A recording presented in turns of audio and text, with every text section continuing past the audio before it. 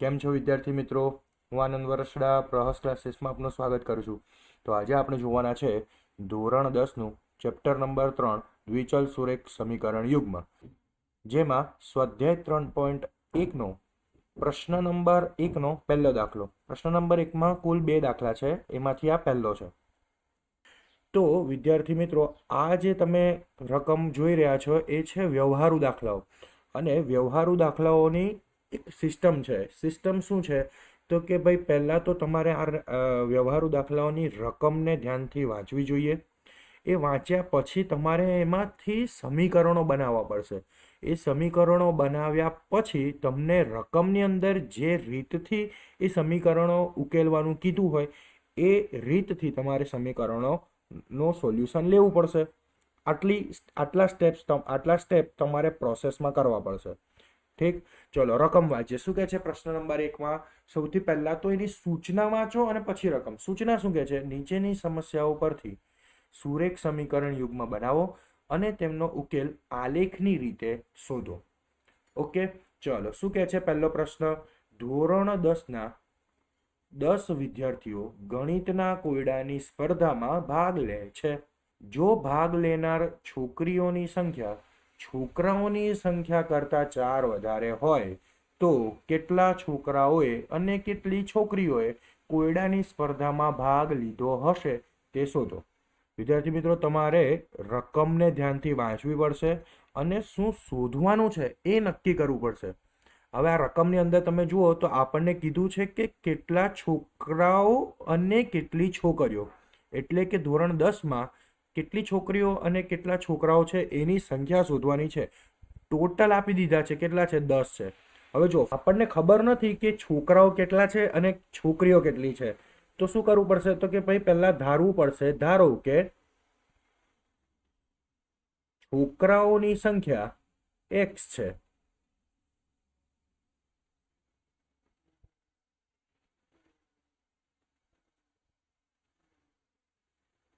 અને છોકરીઓની સંખ્યા આપણે y ધારી લઈશું.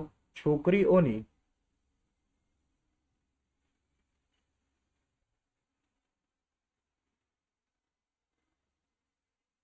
y છે. હવે શું કે છે? તો કે જો પહેલું વાક્ય એટલે છે ને, જ્યાં પૂર્ણ વિરામ આવે ને એ પહેલું સમીકરણ હશે અને એના પછીનું તમારું બીજું સમીકરણ. આ રીતે તમે ધ્યાન દોરી શકો. તો એવું કે છે કે છોકરાઓ અને છોકરીઓ આ બંને મળીને 10 થાય. તો કે છોકરાઓ x છે અને છોકરીઓ y છે, એટલે છોકરાઓ અને છોકરીઓ મળીને કુલ સંખ્યા છે 10ની. તો આ આપણું થઈ ગયું પહેલું સમીકરણ. સિમ્પલ છે. હવે બીજું જે વાક્ય આપ્યું છે જો ધ્યાનથી વાંચો. તો ભાગ લેનાર છોકરીઓની સંખ્યા છોકરાઓની સંખ્યા કરતા 4 વધારે હોય.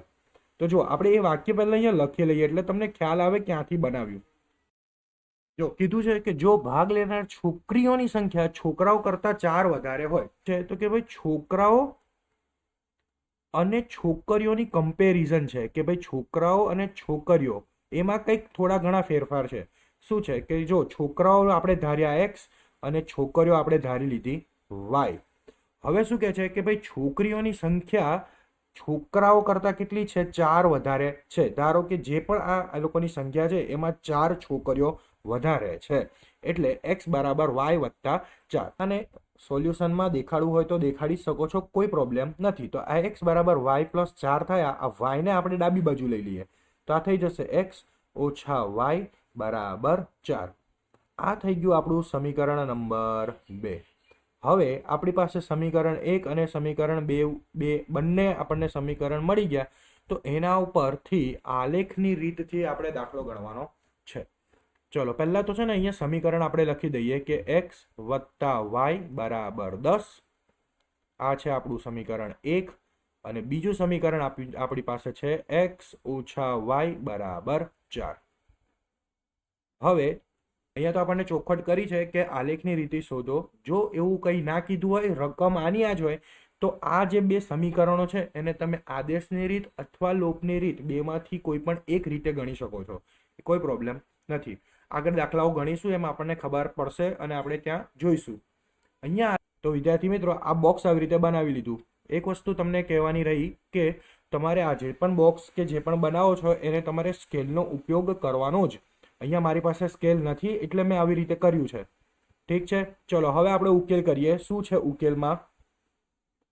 તો આપણે ધારો કે એક્સ લઈ લીધે છે 0, આપણે 0 લઈએ તો હવે શું થશે તો કે x + y = 10.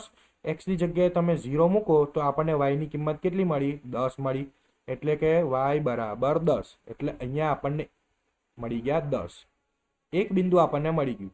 હવે તો કે ભાઈ આપણે x બરાબર લઈ લઈએ 5. 5 લીધા તો ચલો x ની જગ્યાએ તમે 5 મૂકો આ જ સમીકરણમાં, સમીકરણ 1 ની અંદર, તો શું થશે તો કે 5 + y = 10. 5 પેલી બાજુ મોકલી દો એટલે થઈ જાય 10 - 5, તો y = 5. તો તમને y પણ કેટલા મળ્યા?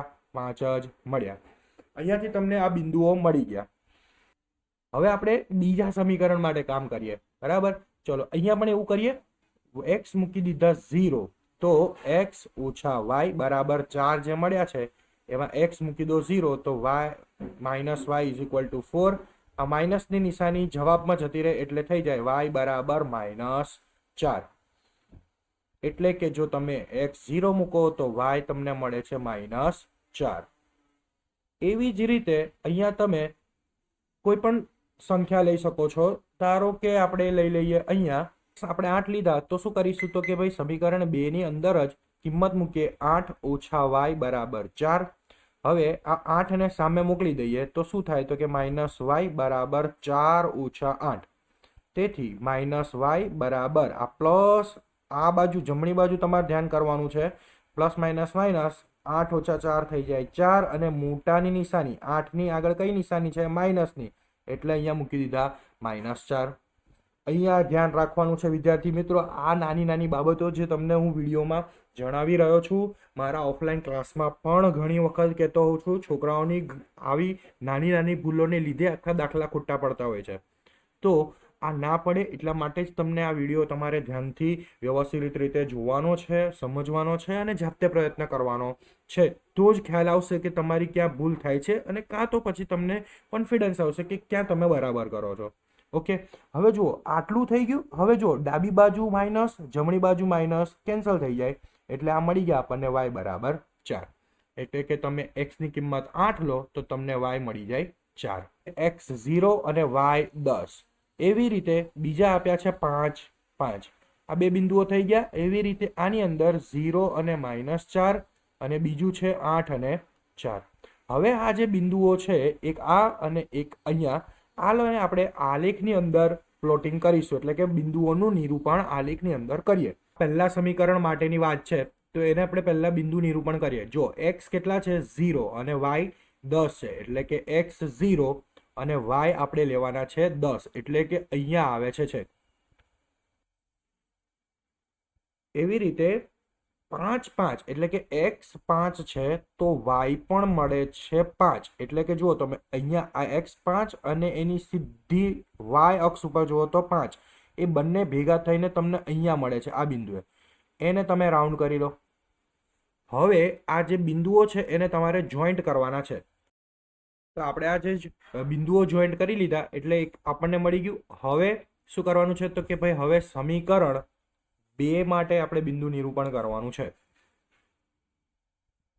તો સમીકરણ 2 માટે કેવી રીતે કરીશું તો કે જો પહેલું બિંદુ જે આપ્યું છે એ છે 0 અને -4. એટલે કે x 0 અને y -4.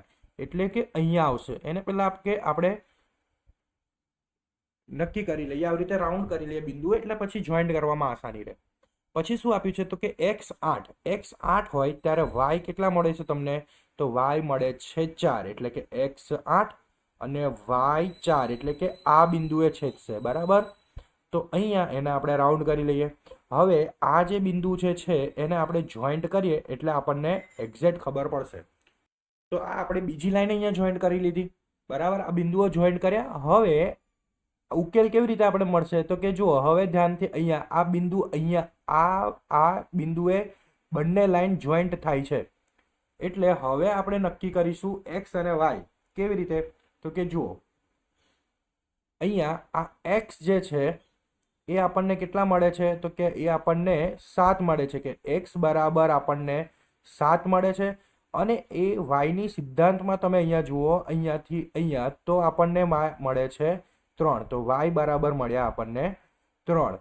તો આ જે છે એ આપણો જવાબ થઈ ગયો. તો આલેખની મદદથી આપણે આલેખની રીતથી આપણે આને ઉકેલ શોધ્યા કહેવાય, ઉકેલ મળી ગયા છે. તો આ રીતે વિદ્યાર્થી મિત્રો કરવાનું છે. મારે અહીંયા તમને સમજાવવાનું છે, તમે અહીંયા પહેલી વખત જોઈ રહ્યા છો એટલા માટે વાર લાગી રહી છે. બાકી આમાં તમે જ્યારે સમજીને પ્રેક્ટિસ કરશો તો આમાં એટલી બધી વાર લાગતી નથી. હા, એટલી વસ્તુ છે કે તમારે પ્લોટિંગ એટલે કે બિંદુઓનું જે આલેખ ઉપર નિરૂપણ છે એ વ્યવસ્થિત રીતે કરવું પડશે. ઓકે, તો વિદ્યાર્થી મિત્રો અહીંયા આપણો પ્રશ્ન નંબર 1નો પહેલો દાખલો કમ્પ્લીટ થયો છે. હવે આના પછીના વિડીયોમાં હું તમને પ્રશ્ન નંબર 1નો બીજો દાખલો છે એ પણ આપણે આ જ રીતે આલેખની રીતનો ઉપયોગ કરીને જ શોધવાનો છે. તો મળીએ આપણે નવા વિડીયો સાથે. ત્યાં સુધી મારી ચેનલને જો હજી સુધી લાઇક, શેર અને સબસ્ક્રાઈબ નથી કરી તો એ તમે કરી લેજો અને મારા વિડીયો જોતા રહેજો, કમેન્ટ કરતા રહેજો. આવજો.